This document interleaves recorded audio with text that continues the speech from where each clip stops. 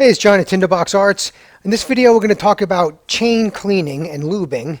And this is a good example bike because it's very typical of a lot of different bikes. This is a 2010 Triumph Bonneville, but a lot of motorcycles with a chain look very, very similar to this, so it's a good example. Now, cleaning and lubing your chain is very simple to do. Any rider can do it. You don't need a lot of specialized tools or anything, nothing expensive. But some people are intimidated by the process, so I thought we'd go through it real quick. Now, I'll be first to recognize that there's more than one way to clean and lube a chain. I'm just going to show you my way. If you have something else you like better, leave a comment. I'd love to understand what it is. But we'll just start with the way I do things. This particular chain has over 21,000 miles on it. It's the original chain. So that is a testament to the idea that if you keep the chain clean, it'll last a long time. Now, I do want to explain something real quick before we get started about chains themselves. Modern chains have an O-ring. Sometimes O-ring or X-ring they're called. It's a slightly different version.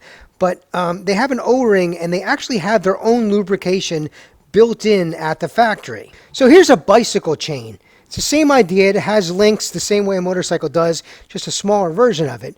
But a bicycle chain, like old school motorcycle chains, did not have any kind of lubrication built in. These need to be lubricated in the sense that they come with nothing from the factory, and whatever lubrication you add is what, keeps it rolling. A motorcycle chain in the modern world, though, does have that lubrication built in. So on this modern motorcycle chain, you have an X or O-ring between the links, and that keeps that roller area lubricated. There's grease that's installed in the factory.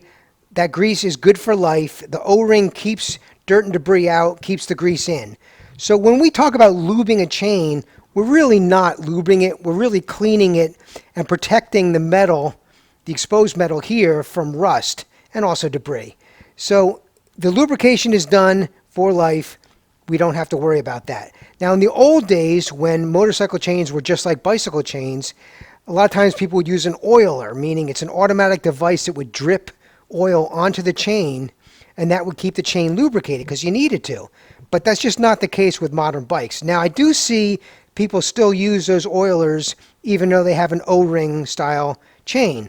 I personally don't think it's a good idea because, first of all, the oil goes everywhere.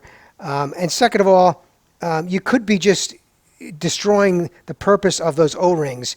The oil itself could be dripping through, past the O-ring if it's able to, and that will just bring debris into that area where it doesn't belong. You could essentially wash out the grease and get shorter life out of your chain. So personally, I'm not a big fan of them, but some people like them. But in any case, a modern chain really doesn't need lubing. It needs cleaning and protecting from corrosion. Now, if we're going to clean the chain, it's really nice to be able to spin the wheel, which will move the chain about, and it just makes it a lot easier to clean. So in order to spin the back wheel, you need either a center stand like this one, so you put the bike up on the center stand, then I can spin the wheel, or you can use a paddock stand like this one, and that is a device which hooks underneath the axle where my foot is there, and then you use this to just pivot the bike up. You can see there's some wheels on the bottom there. This particular one is set up for a different bike, but it's the same idea. So either a center stand or a paddock stand is very useful for making clean chaining easier and more enjoyable. However, you can do it without either one of those. The difference is, in order to get access to the whole chain, you're probably going to have to roll the bike forward or back. It's a little bit extra work. It's not as much fun, but it is doable. Now, as far as what you need to get the job done, it's really not that much. You need something to clean the chain with, and then you need the actual lube, which, as I said before, is really not lube. It's actually just protecting against corrosion. Now, the two products I have here are not necessarily my first choice, but right now I have some difficulty getting the brand that I like. This is a local Honda dealer sold this to me, and it's okay. So you can buy a chain cleaner, which is basically a spray, an aerosol spray that you spray on the chain, and it just loosens up the grime a little bit. I don't really think there's a huge difference among brands. Some people will use products not designed for this, for example, WD-40 or something like that.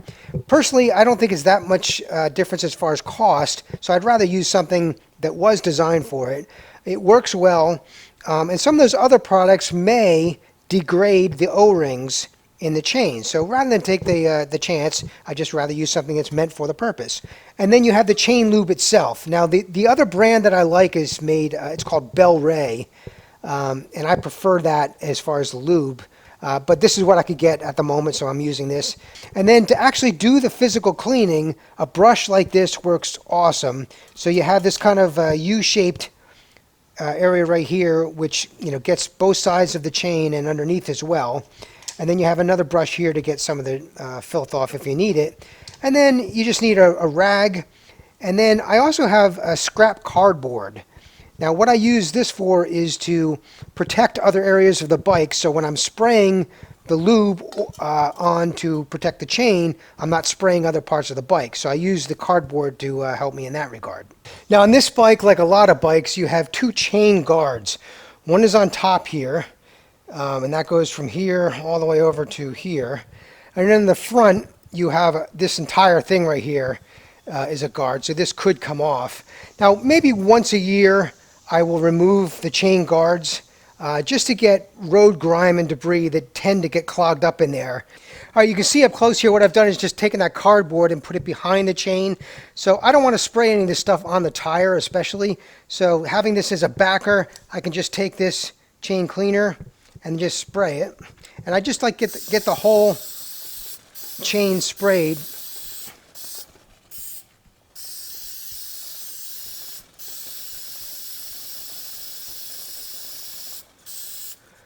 And you can grab the other side too if you like.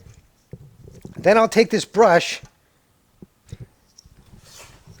and I'll just work out any of the rough stones and stuff. Let me get that cardboard out of the way now. Doesn't take long at all if you just work on it.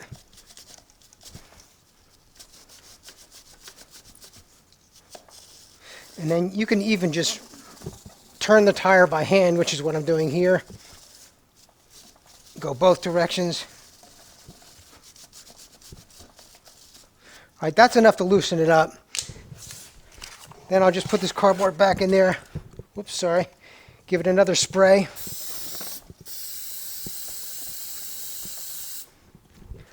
And now I'll take my rag. Get that cardboard out of the way. Take my rag and just wipe off the excess that remains. Again, I'm just spinning the tire by hand. So most of it is on the sides that you're worried about, and then you can get the rollers. I'll just pinch it a different way. Spinning the tire by hand. And that's it. That's pretty clean. There's a close-up after I've done that. You can see, I mean, there's nothing there. It's perfectly clean. Now again, I've kept this very clean. How often you do that? Well, the manufacturer says every 500 miles, which may be extreme. You don't necessarily have to do that. However, if you're out doing, riding in a bunch of mud or muck or heavy rains or things like that, then you may have to do it more often than if you're, riding on sunny days. But that's clean enough. Now, while the chain is clean, but I haven't lubed it yet, I'm going to take a look at how loose or tight it is. So in this particular bike, all bikes are different, but this particular one, they want the chain, when you push up and push all the way down, that entire measurement needs to be within the range of 20 to 30 millimeters. So while it's clean and I have everything out right now, I'll just take that measurement and make sure it doesn't need adjustment. So I pull up all the way at the area with the most slack in the chain. I'm at about 30 millimeters.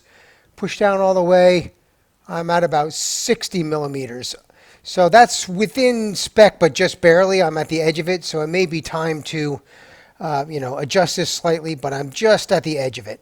If the chain was out of spec, I would loosen the adjusters on both sides and get it within spec, tighten it back up, and then I'd be ready to go. All right, now I'm ready to do the lubrication, which again is really not lubrication, it's really just corrosion protection.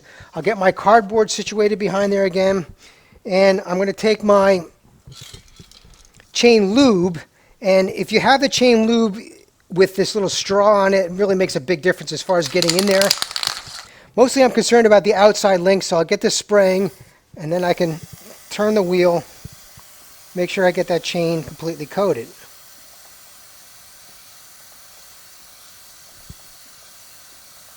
That's it. That's that side.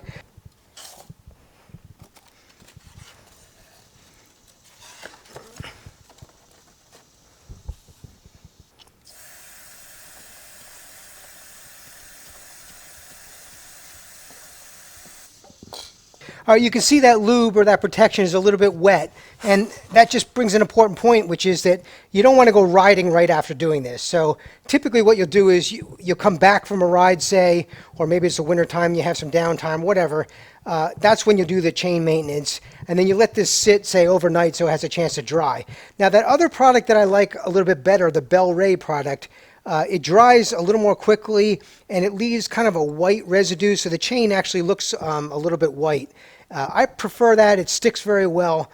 So that's all you really need to do. This protection here is to stop this chain from rusting or getting corrosion, and it makes it easier to re-clean it once that time comes. So that's it. That's the whole process. It usually takes 5 to 10 minutes tops. And if you're doing this every 500 miles, it's really not that much unless you're going on a long trip. But if you are going on a long trip on your bike, not a big deal. Do it when you come back. You don't need to bring this stuff with you and do it at a campsite or something. It's just not necessary. These modern chains really are quite good. Like I said, this one has over 21,000 miles on it and still going strong. So you really don't have to worry about the lubrication. It's really just about keeping it clean. So if you're going on a 2,000-mile trip, don't worry about it. Go on the trip, and when you come back, you can do a nice cleaning on the chain. But if you're sitting at home and you just take this out on weekends or whatever, you might as well keep it clean. And if you do keep it clean, subsequent cleanings are just that much easier. It only takes a few minutes.